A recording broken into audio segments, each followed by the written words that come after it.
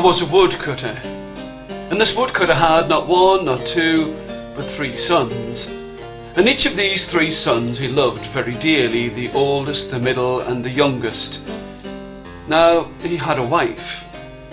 Now this woman would look at the oldest boy and say, "Oh, you are the oldest boy, and you are the best boy, and I do truly love you." To the middle boy she would say, "You are all right." But to the youngest, and this is a terrible thing to say, to the youngest she would grit her teeth and point at him, and the words would spill from her lips, "I do not like you." But these 3 boys wanted to show their father just how strong they were in their arm. And the oldest boy went up to his mother and said, "Mother, I would wish to chop down a tree to show my father just how strong I am." The mother rubbed her hands together. "Oh, you are the oldest boy, and you are the best boy, and I shall give to you an axe that will be made out of gold. I shall bake you a cake that is so heavy and round, and I will give to you a bottle of wine." This favourite of hers was given an axe that was made out of gold.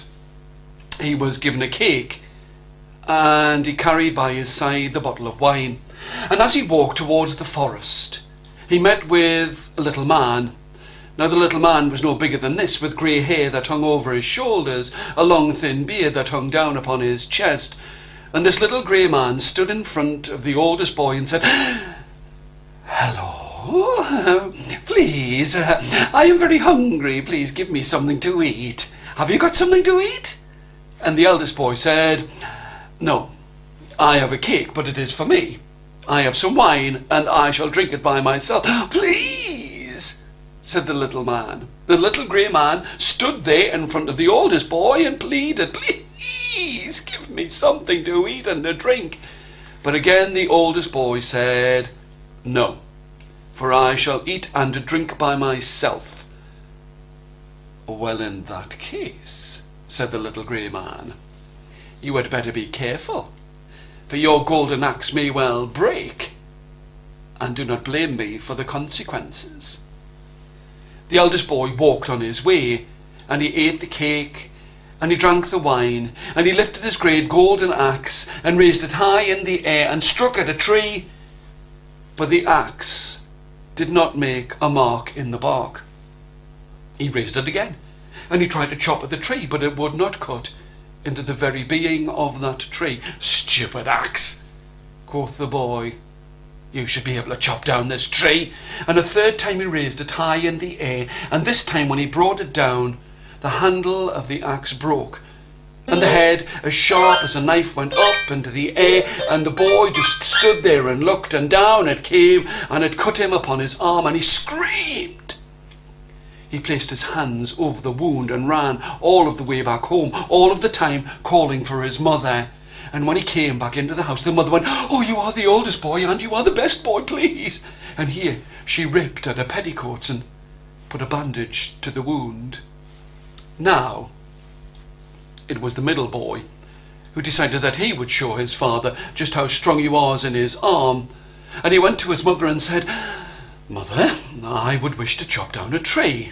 "Oh, here is a silver axe, and here was a cake that was no bigger than 2 fists. And she gave to him a bottle of beer.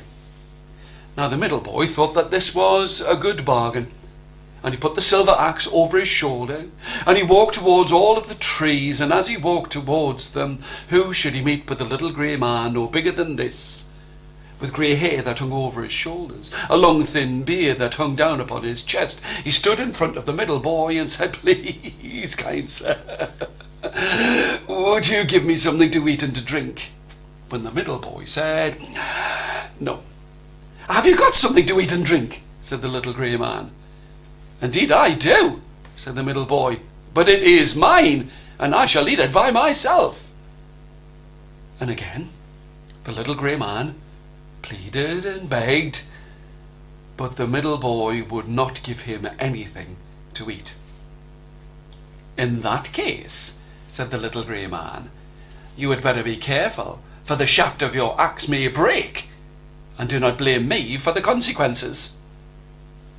The middle boy sat down at the edge of the forest and ate at his cake and drank of his beer, and then he raised his silver axe high in the air and he brought it down against the tree, but it did not make a mark in the bark.